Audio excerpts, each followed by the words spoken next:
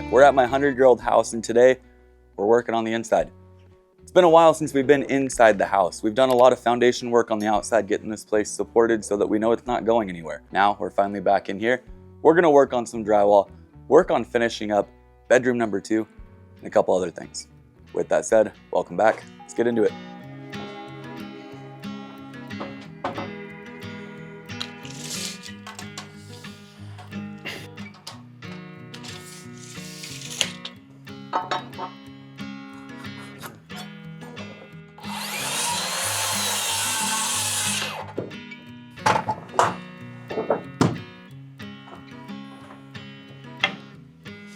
Just like so.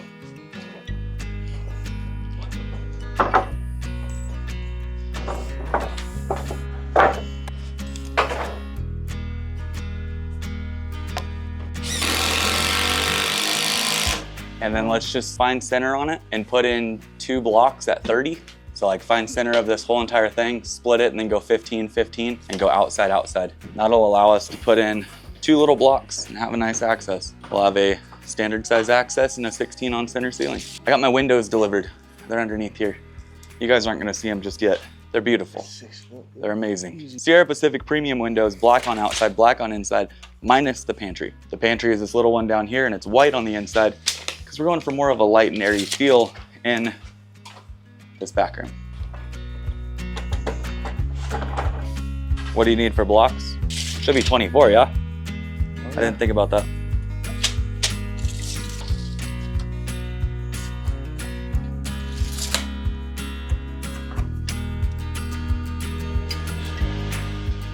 A buddy of mine sent me this, the Mexican carpenter, to promote the Latino build show. You just need 2 at 24? Yeah, if you want little pieces of backing, which won't hurt. Where at? Just where the existing was, one right here. We should be able to span that, no problem.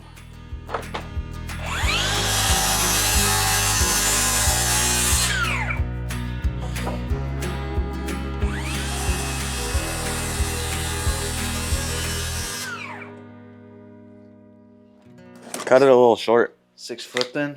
1/2 inch is what you got? It's like 72 and a half. You can go 72 quarter.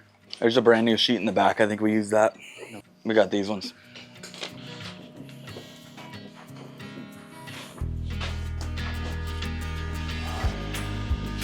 Stick your side past the door, Jim.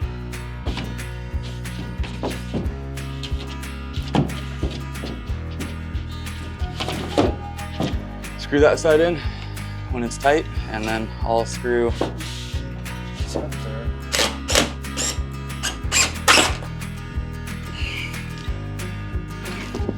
That's it.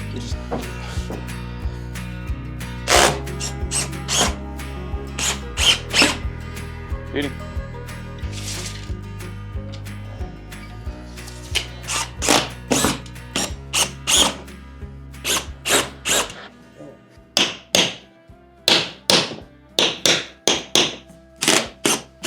No, I can't hit nothing. It's sticking out. What do you mean? It won't suck in? No. You're probably in between 2 studs. Let me see. So these blocks are only in for this light. So it's just this one? You only have 1.5 inches. Bingo. We're good. I don't want to just piece a bunch of stuff. I'm kind of out of drywall.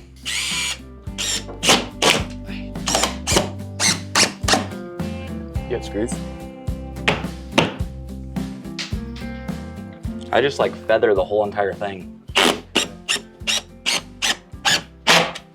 It's the only way I've gotten this thing to work. It's crazy.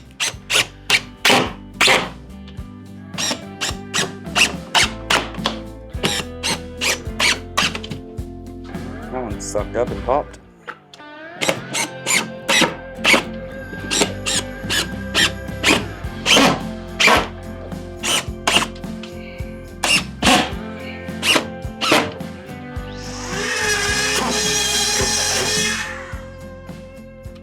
Literally cutting the wood. I know. I don't think that's the right bit. Okay. Like a router bit has a diamond or a wheel on it. Yeah, I mean. So my issue here is that they use 95-inch studs for the house instead of 92s. So what ended up happening is I was stuck with this 1.5 inch gap here. And a lot of people are like, yeah, don't even worry about it, put it at the bottom. But if you put it at the bottom, then down here you have nothing to screw into. So the bottom of your sheet here, which is crucial, doesn't screw into the bottom plate. It's just on the 16. It's just on the studs. Damn. So the idea of a diaphragm and having the top of the sheet screwed off all the way through here doesn't exist with my 95-inch studs. So what I've been doing is just leaving the sheet low, hanging it up a little bit, like bring it up a 1/4 inch off the ground, and then I just fill this strip in. Every wall in there is like this.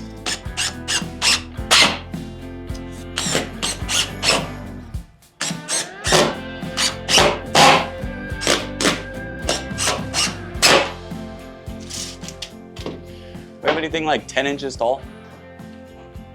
Those are all 1/2 inch, I think. Yeah, that's all 5/8, sorry. That's a little guy. We need to go across the whole beam.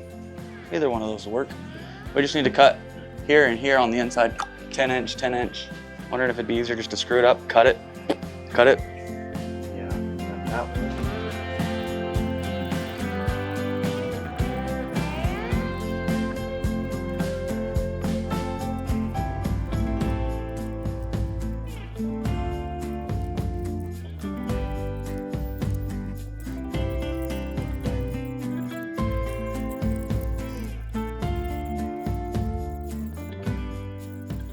We need to get this room wrapped up. I have to add backing here. Wall comes out, wall goes over, backing in there. This will be my closet for this bedroom. I am just flip-flopping the layout from that side over to here. Keep it simple. But we're gonna get this taken care of right now. And then I plan on insulating everything up in the ceiling, insulating this wall afterwards, because I could do it from the back side here. I want to hang the ceiling, get this boarded. I need to switch out the light. We're gonna make some progress. So we need to figure out what we've got going. I'm happy with the location of this. Should be a 6-foot closet, 6 foot on the dot. This will come across. I'll match the opening from the other side. I'm gonna get your backing cut first. 93 5/8.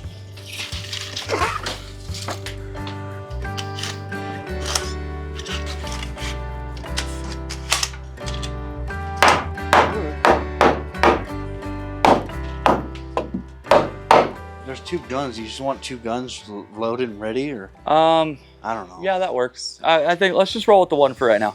Okay. We don't got enough to be doing a whole bunch. All right. That's your backing for there. We'll call that one 93 7. This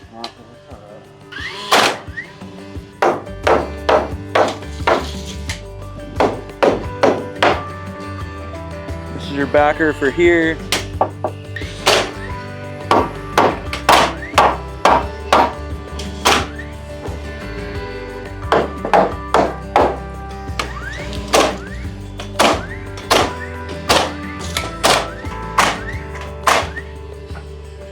Top plates are here.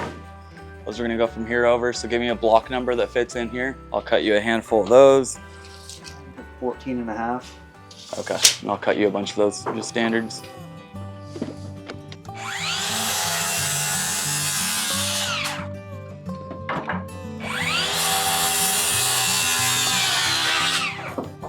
It works. Here's your second top plates. Those are for the small wall.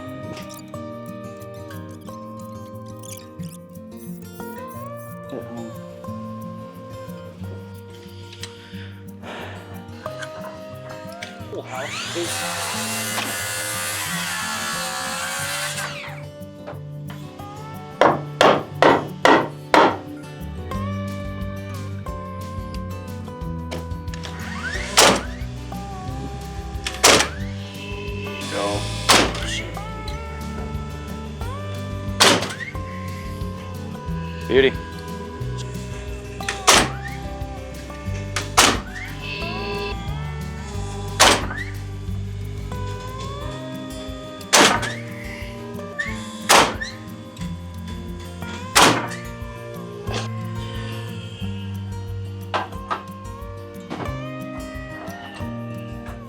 It doesn't have to go back onto the wall. If you can nail it there and make it hold, that works.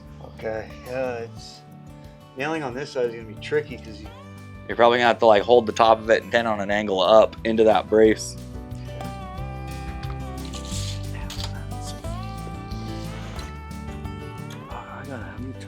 Ocean man.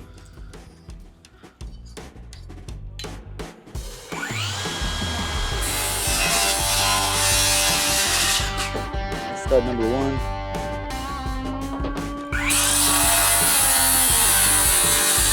That's stud number 2.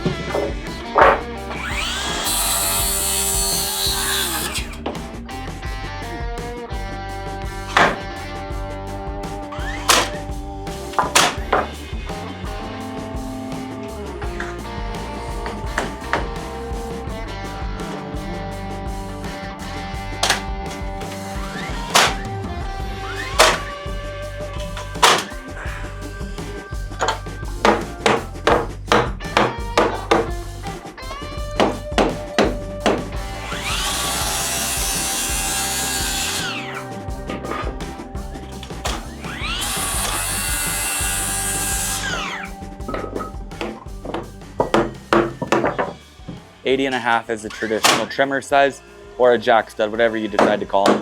80.5 plus 1.5 at the bottom puts you at 82, and that's where your header will sit, is up there at 6'10". So if you have a 6'8" door, you set it at 6'10". Closet, setting it at 6'10". Depending on how you do your windows, sometimes you'll set your windows at the same elevation as your doors. It's all relevant. 80.5. Window.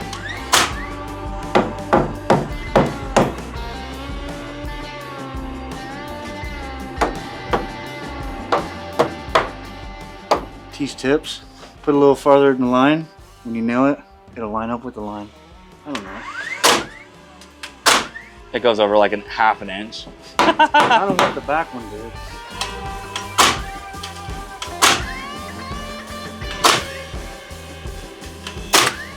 So we were able to get the closet framed up in here. We got the lid taken care of.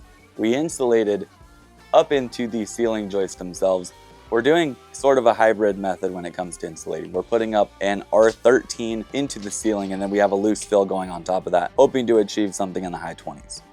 We also found out that the bit that I've been using is incorrect. The PH2 that I had in here and the one that came factory with this screw gun here wasn't working whatsoever, and it kept stripping out. Now we've got a drywall specific PH2, and this thing is an animal. Now I can finally use it the way you guys have been telling me to. But today what I want to get taken care of, I would like to rock this, rock the closet itself, inside the closet, take care of all this, be done with all of it. And then also this back wall that finally closes up the back side of the bathroom. If we can get that taken care of, we can move into the living, the kitchen, the dining, start closing that up as well.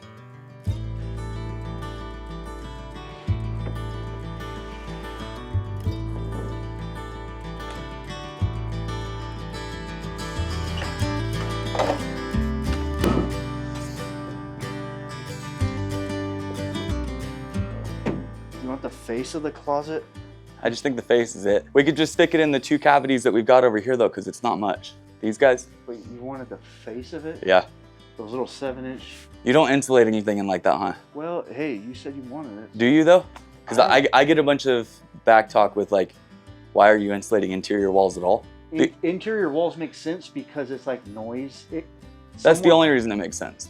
But as far as like a closet, like yeah, the back of the closet, but like the face of the closet? Yeah. I don't know, it's whatever you want to do. Yeah, nobody likes insulating interior walls, but the idea of it is sound transmission. Yes, that is good. The exterior is your ultimate shell, which is like your energy efficiency. But for me, everything that we've always done, if I pay to have it, like if I subcontract insulation, all this gets done. So it's always kind of just been whatever.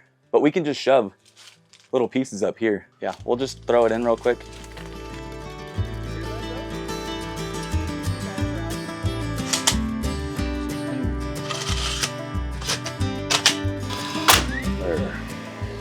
So one thing about this house that was a little bit different than most is the studs were 93.5 inches tall throughout the whole entire place. They were 95 inches originally, but once we plated on top, came out to 93.5. Now, what that left me was an 1.5 inch gap somewhere in my drywall. The master bedroom, I decided that I was gonna hide it in the center and just give myself a larger joint that I had to go over.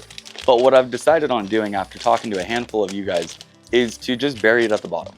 Not too worried about it. I think it'll come out just fine. If we look right over here, you can kind of see what we're talking about. We end up with a bit of a gap down here. Not thrilled with it, but I'm also not that mad about it. So instead of having the 1.5 inch gap or the inch gap up here, we ended up having it down at the bottom. Saves me a little bit of time. I have a single joint in the middle to take care of, and the baseboard will cover down here. We have a 4-inch tall base, and nothing here is going to be a worry. That all covers just fine. I didn't like it in the beginning. I wanted to have a small little 1/2-inch gap here and take care of it up here, but it makes more work for myself. It's not needed.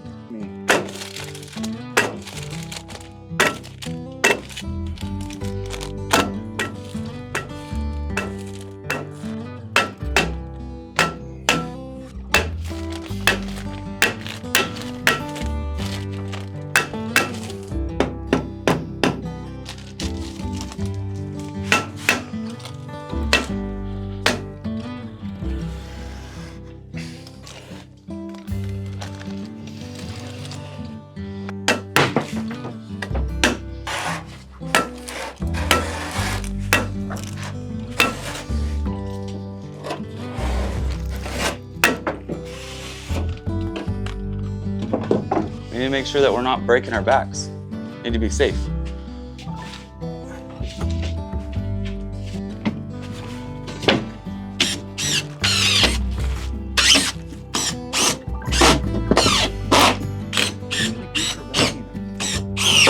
Yep.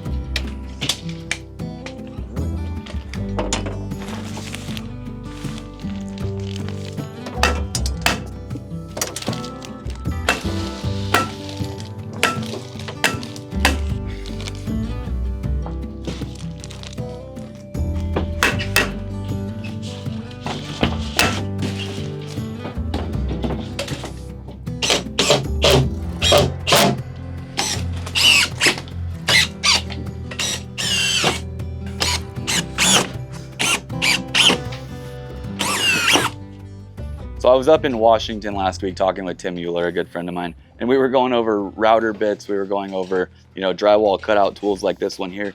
And I struggled with this thing. What I've realized is that with the router, the way it turns, you want the material to the left of the router. And with one of these little guys here, you want the material to the right. So it should look a little something like this.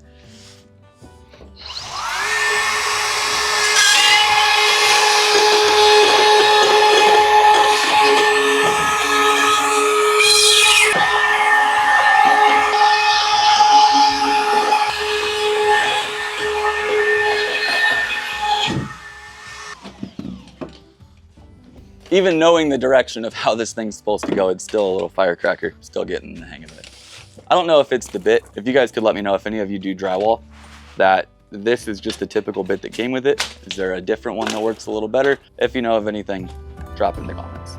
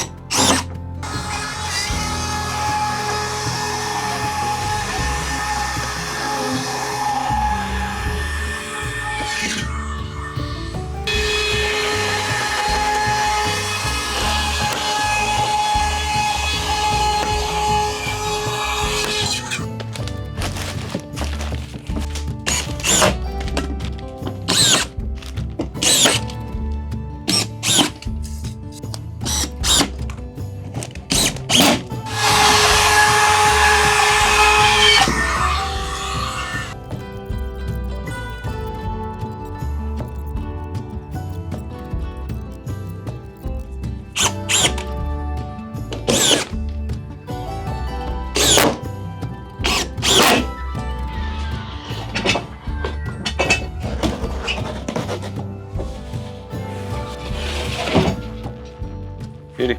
So we can run this side from here over to the king with an 8. What would be better is if we caught the doorway. It's like, you know how if you put a drywall break at the corner of a door, that's like most common place to crack. Same with windows. Like if you were to run drywall over to here and stopped it here and then continued here over, this will be your crack 9 times out of 10. So I think what we do is we run from like the second stud over, catch the door frame itself all in one shot, and then we'll piece that.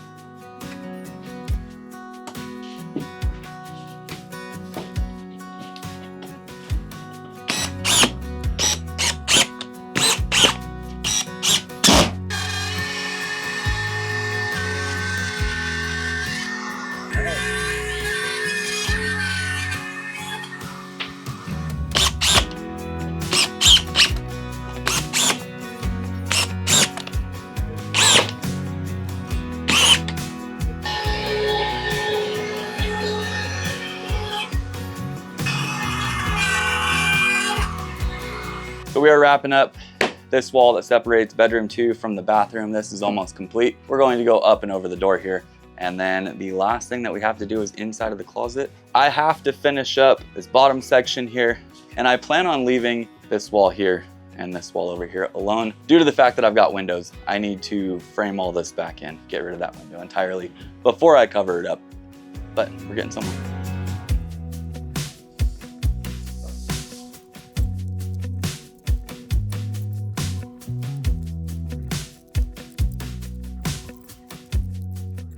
This one's a bit of a wrestling match. It doesn't fit in here in one go. So I don't know. You see what I'm saying? Let me see it. Maybe. That's what I'm saying. That doesn't work either. No. I should have thought this through a little better, but I didn't. I can't get this piece to fit in there in one go. While I don't want more joints, I don't really have a choice. I should have slid it in before I did this. Now I know for the next house.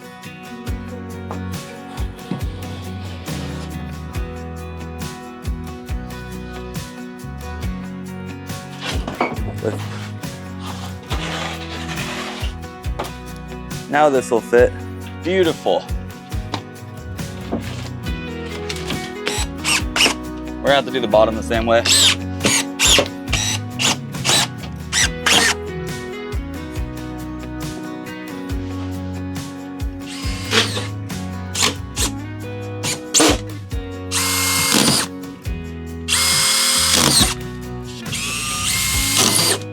So I've got to cut this one the same way I cut the last one because I can't get it all in one piece.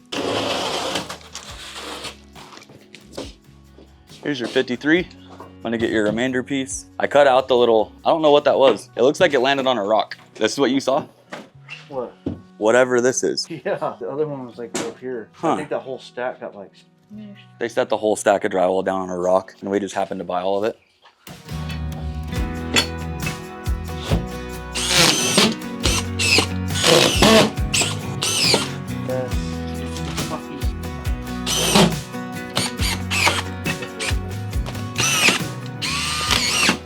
So since we're not doing a traditional door where we have a jamb around the whole entire thing, what we're doing here is we've got little, I think they're like accordion barn door looking things. Those are gonna go on the outside here with a track across the top. That's why we've got a big header up here. Therefore, the inside here isn't getting anything other than drywall. So we're gonna return in and back around. So we have to get the inside of this taken care of and then hit all the way around the jamb and we'll be good. That'll rock clear through. Finish out nice, just like the other one.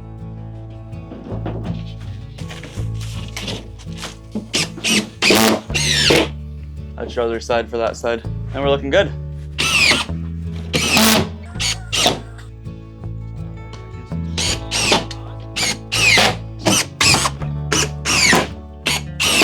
Now the closet's practically complete. We went ahead and cut every single piece for in here. Once you get into the back side where there's a bunch of little pieces, it's easier just to go through and cut everything and slap it up. So that's exactly what we're gonna do.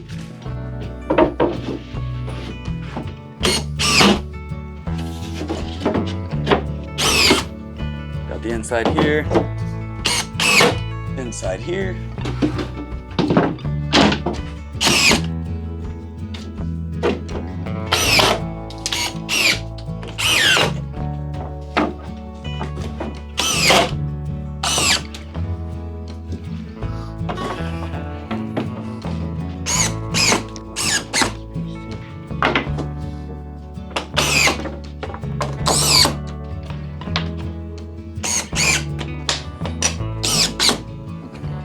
So on this house, we decided since we're going for more of like a farmhouse look, we're gonna do square corners.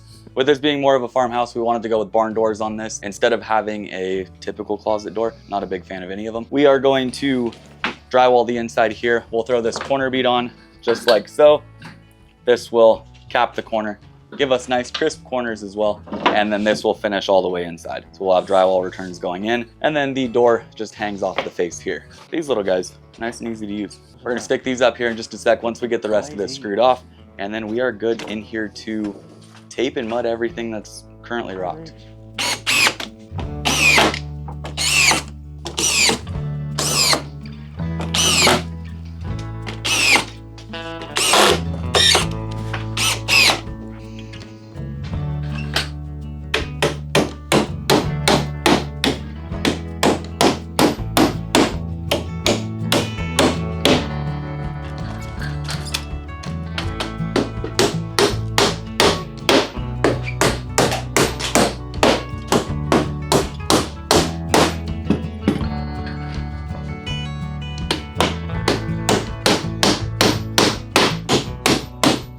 What I'm trying to do here is make sure that we have enough work in the afternoon. So we work here during the day, but we can tape and mud this late at night. It doesn't have to be sunny out. So we went ahead and drywalled this room. We left this wall here and this wall over here. I need to address those fairly soon. I have to block that window off entirely, then that can sheet. And then I have to change this window out and swap it for one of our brand new ones. Once that's done, that can rock. But in the meantime, we got corner bead on. This gives us something to do in the afternoon, something to do late at night when there's nothing else going on. I can come in here and tape everything, start mudding this place and get it that much closer to complete. But in the meantime, let's head out back. I wanna show you guys what I plan on doing in the next episode. I wanna get the outside of this place going, and I know you guys wanna see it as well. So let's head out there and see what's going on. Now I went and picked up windows finally. They've been sitting for quite some time. I just wasn't ready for them. Finally went and picked those up, brought them in on the trailer, and they are good to go in. As you guys know, we got rid of the window here. We added a bigger window here, and then we have the pantry window on the other side. In the next episode, I am gonna strip the whole backside here. We're gonna start sheeting across the bottom, sheet this whole entire thing, expose my soffit finally, and get to see what I have to deal with. I know that the tails are terribly cut. I know there's probably quite a bit of rot going on. My plan is to strip all this back, side this, wrap it with our Owens Corning pink wrap, set my windows, and then finally close this place up once and for all. But that's gonna be it for today's episode. I hope you guys enjoyed finding out that I was using the wrong bit all along. I'll have the link for the right one in the description down below. That thing works like a charm now. And I hope you're ready to finally see this place come to life. All the work that we've done on the foundation, all the work we've done inside, the brand new windows that you guys haven't yet seen. It's gonna be quite something. Keep learning, keep building. I'll see you in the next one.